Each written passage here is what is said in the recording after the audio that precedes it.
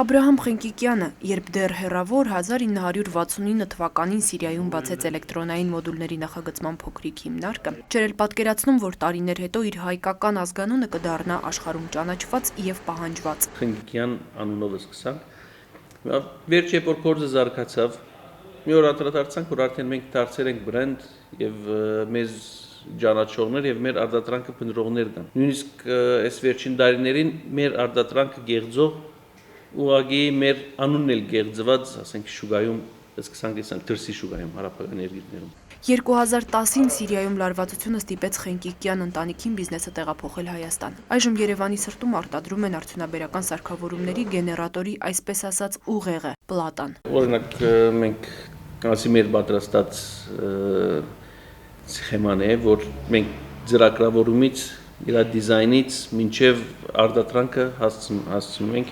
եւ մինչև վաճառք։ Արտադրությունը կազմակերպում են տեղում, սխեման ինքնուրույն են գծագրում, իրենց գործի գիտակն են, պատրաստման տարբեր փուլեր անցնելուց ու փորձարկելուց հետո տպասալիքները փաթեթավորվում են Made in Armenia մակնշմամբ, ուղարկվում շուկա, համապատասխան սարքավորումները գործարկելու համար։ Գեներատորի ավտոմատացման, ասենք, ավտոմատ լարման գաղտնավորիչն է, որ արտադրում ենք արաբական երկրներ արտահանում ենք։ Արտահանում ենք կարգվում, ասենք, եվրոպական երկրներ։ 100% Հայաստանի արտադրություն է։ Թիմը եւ փաստորեն իրենց գործի գիտակներն են համապատասխան։ Այո, թիմի մեջ ունենք էլեկտրոնիկայի մասնագետներ, ունենք փորձավոր աշխատողներ,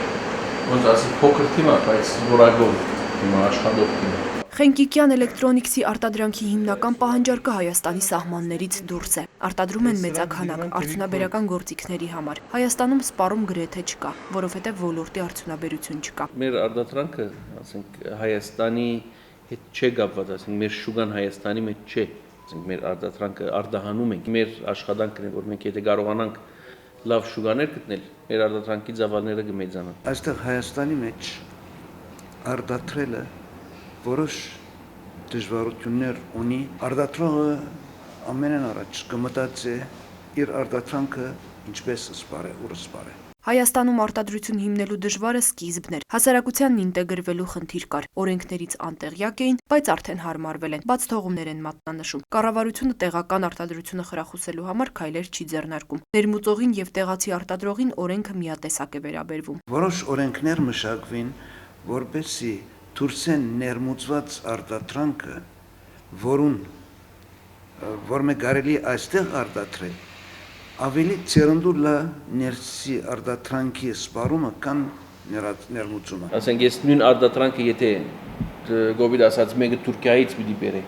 եւ պիտի վաճառե, ես այստեղ պիտի նստեմ արտադրեմ պիտի վաճառեմ եւ արդյունքում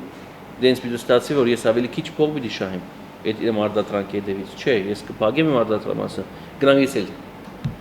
իմ փողերս Թուրքին կդամ, իր զիբիլը կբերեմ կվաճառեմ այստեղ։ Զանազան միջոցներով կարելի է ներմուծված ապրանքը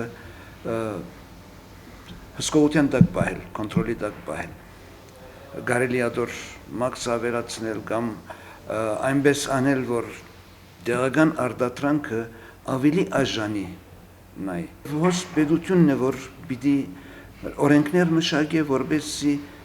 քաչալերը արտադրող, տեղական արտադրողի աշխատանքը, իրավունքը։ Աբրահամ Խենկիկյանը նկատում է, Հայաստանի կառավարությունը ներմուծող երկրի քաղաքականություն է վարում։ Տնտեսական վիճակի ամրությունն այլ պատկեր կունենար, եթե խրախուսվեր տեղական արտադրությունը։ Պահանջարկ միշտ կա, երբ արտադրանք կա, պահանջարկն էլ կլա։ Օրինակի համար շուկաները մենք կտեսնենք թրքական այնքան դետերժաններ, լվացքի փոշիներ, չգիտեմ ինչեր,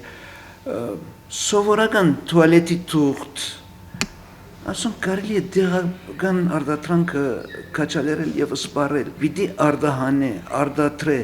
դուրսեն տրան պիտի մտնե երկիրը, ոչ թե մենք միայն դուրսեն վարկ վերցնենք ու հատիկա ծախսենք, ինչու համար։ Տեղում շուկայի բացակայությունից բացի դժվարություն է նաև օդային ճանապարհի թանկ գները։ Արտադրանքի վրա կատարվող մեծ ծախսերը բարձրացնում է ապրանքի ինքնարժեքը։ Ապրանքը թանկացնելով միջազգային շուկայում մրցակցությանը դիմանալն ավելի է բարդանում։ Ստիպված աշխատում են գրեթե շահույթ չհետապնդելով։ Կարենալ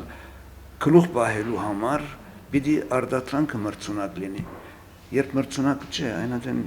ինչալ անենք, ուրալ երթանք, ինչպես աշխատենք անհնար է։ միակ փոխադրամիջոցը օդային ճամփան է։ Օդային բերերնալ բավականին թանկ են։ Մեր արտադրանքը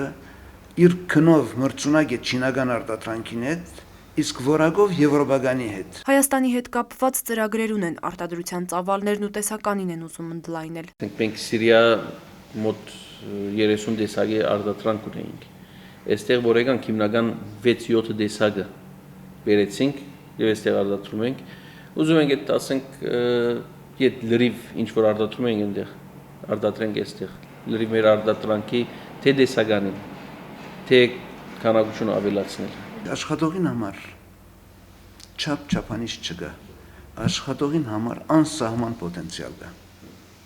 Եթե հնարավորությունը լա, շատ հեշտ է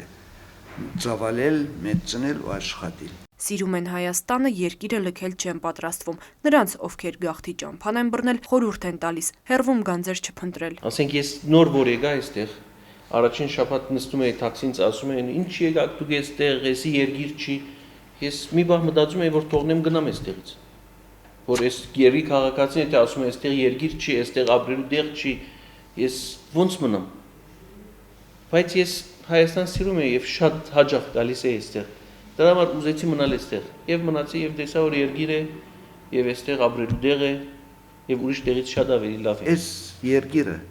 մերն է, ում ենք թողնելու, ինչ ենք անելու։ Որ մեր ծերիցը գնա, ինչ ենք անելու։ Դրա համար մենք ամբողջ ցերկով, ոտքով, հոգվով, մարմնով պիտի փարենք այս երկրին, չպիտի թողնենք օտարին։ Նարեկ Գրիգորյան, Սևակ Սողոմոնյան, առաջին լրատվական։